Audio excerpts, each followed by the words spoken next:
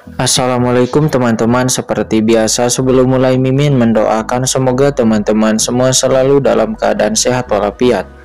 Oke, kali ini kita akan melanjutkan Martial Master versi novel bagian 2113. Bagi yang baru bergabung, selamat bergabung, dan bagi yang belum subscribe dulu lah agar Mimin tambah semangat lagi nih bikin videonya. Oke, kalau sudah kita langsung masuk ke isi ceritanya. Kota Naniwan, dia buru-buru berkata dengan panik, "Saudaraku, tidak, kakak laki-lakiku. Jika kamu membunuhku, maka kakak laki-lakiku pasti akan..." Boom! Namun Kincen menekan jarinya dengan ringan. Sebelum Sage Agung Yilong bisa berbicara, Kincen menghabisi Sage Agung Yilong, dan Sage Agung Yilong hancur berkeping-keping dalam sekejap dan dia berubah menjadi abu. Setelah menghabisi Sage Agung Yilong, Kincen berkata, "Sage Agung Yilong, kamu bilang bahwa kakak tertuamu sangat mencintaimu, tetapi bahkan kakak tertuamu itu tidak menyimpan klon spiritual di tubuhmu," kata Kincen. Dia tampak menghina. Seketika adegan ini pun mengejutkan Sueli dan yang lainnya, bahkan Mo Yun Gubo di kejauhan tiba-tiba berubah warna. Apakah Sage Agung Yilong benar-benar dibunuh oleh Kincen? Dia sangat berani. Kamu. Kincen mengangkat tangannya dan harta serta material yang tak terhitung jumlahnya yang ada pada Sage Agung Yilong, seperti beberapa baju besi, harta karun luar angkasa, semuanya jatuh ke tangan Kincen. Melihat tubuh Sage Agung Yilong berubah menjadi abu, Saroye menggeliat, lidahnya merasa sedikit kecewa. Meskipun tubuh Sage Agung Yilong yang telah kehilangan hati Kaisar Agungnya tidak memiliki banyak nutrisi dan energi untuk diserap, namun itu juga merupakan daging, akan sangat sia-sia jika memusnahkannya secara langsung. Oh, aku tidak tahu apa yang dipikirkan oleh tuanku.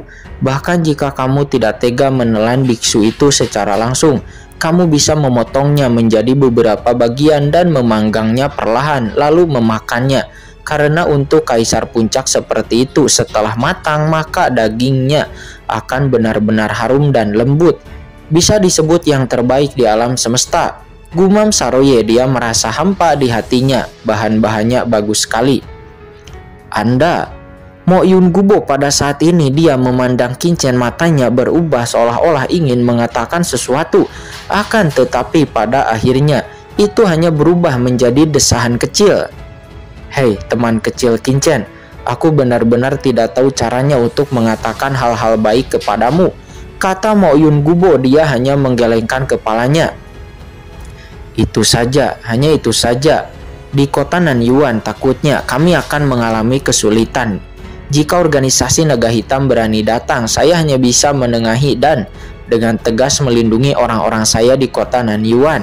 Saya hanya tidak tahu apakah organisasi Naga Hitam akan mendengarkan wajahku."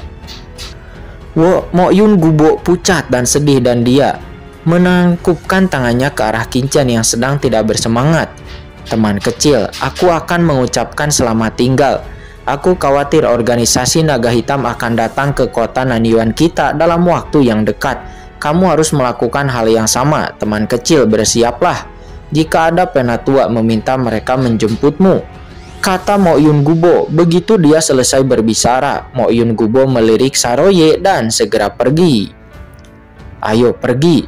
Mo Yunke dan yang lainnya juga memandang Kincen dengan marah, lalu berbalik dan pergi. Satu persatu pergi karena khawatir setelah membunuh Sage Agung Yilong, organisasi Naga Hitam pasti tidak akan melepaskannya. Sementara pemilik menara Tianwei dan yang lainnya nampak memperhatikan Kincen dalam-dalam dan segera berbalik lalu pergi. Dia takut untuk tinggal di kota Nanyuan lebih lama lagi. Dia mungkin akan terpengaruh dan mati. Kemudian orang-orang kuat lainnya juga buru-buru berbalik dan pergi. Beberapa orang bahkan tidak tinggal di kediaman mereka sendiri, tetapi berbalik dan terbang menuju ke luar kota. Karena semua orang tahu bahwa organisasi Naga Hitam pasti tidak akan melepaskan kota Nanyuan dengan mudah di masa depan. Sekalipun ada banyak peraturan dan regulasi di Laut Semesta Selatan, mereka tidak dapat menyerang kota-kota netral dengan gegabah. Akan tetapi, bisakah organisasi Naga Hitam menyerah begitu saja? Bahkan jika dia ditahan, dia pasti akan mencoba yang terbaik untuk membunuh Qin dan meninggalkan kota Nanyuan lalu menunggu masalah ini selesai. Itu jelas merupakan pilihan terbaik. Saat ini hanya Papiliun Abadi Sue Li di antara kerumunan yang mengambil inisiatif untuk terbang menuju ke arah Qin.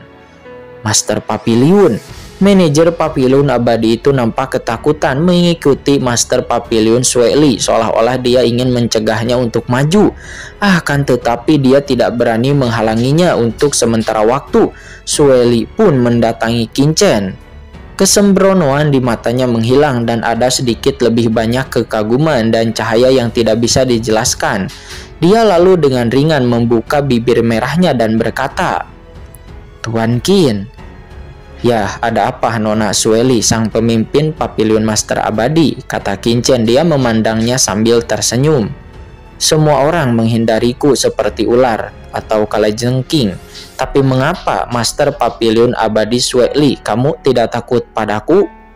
Sue Li yang mendengarnya tercengang, tetapi dia tidak menyangka bahwa Qin masih bisa tertawa saat ini.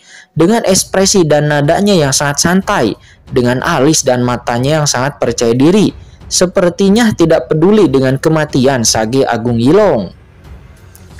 Hati Sue Li pun sedikit tergerak. Pria ini, Sue Li merasakan gelombang yang belum pernah terjadi sebelumnya di hatinya. Dia menyipitkan mata ke arah Qin. Dia juga berasal dari kekuatan tertinggi di alam semesta laut semesta selatan. Dia percaya dirinya kuat dan dia memiliki pesona yang menggetarkan hati. Berpikir dalam hatinya. Kemudian ekspresi Sue Li pun berubah menjadi senyuman. Apa yang dikatakan Tuan Qin tentu saja gadis kecil ini mengerti. Akan tetapi Tuan Qin masih berhutang 2 juta kristal kaisar kepada saya. Bahkan jika ini untuk kristal kaisar, aku harus bertahan. Oh, jadi pemimpin Papiliun Abadi ada di sini untuk menagih hutang, kata Qin. Dia tersenyum dan lalu mengangkat tangannya. Dan segera sebuah harta karun luar angkasa muncul, dan di dalam harta karun luar angkasa itu ada 2,1 juta kristal kaisar. Dan sisa 100.000 kristal kaisar itu akan dikembalikan ke Papiliun Master Sue Li yang akan dianggap sebagai bunga untuk hari ini.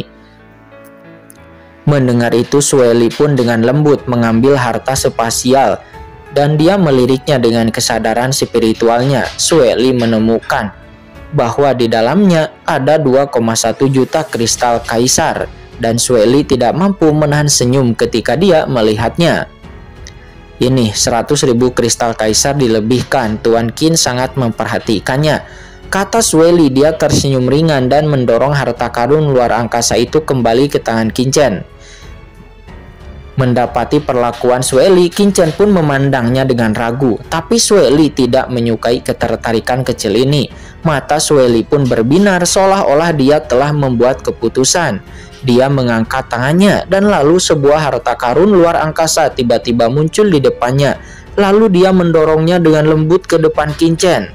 Mendapati itu, Qin pun mengerutkan kening. Kesadaran spiritualnya menyapu harta karun luar angkasa yang dikeluarkan Sue Li itu, dan pupil mata Qin tiba-tiba sedikit menyusut. Karena sebenarnya ada 30 juta kristal kaisar di dalamnya, lebih dari 28 juta yang diberikan oleh Sage Agung Yilong. Ini semua adalah kristal kaisar yang telah dikumpulkan oleh seluruh Papiliun Abadi ini selama bertahun-tahun sejak aku bertanggung jawab atas Papiliun Abadi di kota Nanyuan.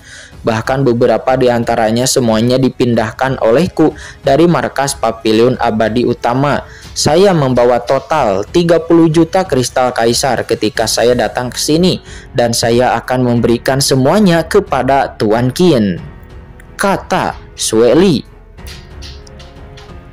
Master Papiliun, kata manajer Papiliun Abadi di samping Sue Li. Dia berbicara dengan tergesa-gesa. Akan tetapi sebelum kata-katanya itu jatuh, dia langsung terhalang oleh mata Sue Li dan wajahnya memerah karena cemas. Ini 30 juta kristal kaisar, kata Saroye. Yang mana Saroye yang sebelumnya menganggur dan bosan, tapi sekarang mata Saroye melebar dan dia tiba-tiba menoleh. Jumlah kristal kaisar ini bukanlah jumlah yang sedikit. Meski dia sedikit tergoda, tapi wanita ini sebenarnya ingin memberikan semua kristal kaisar ini kepada Tuan Qingchen.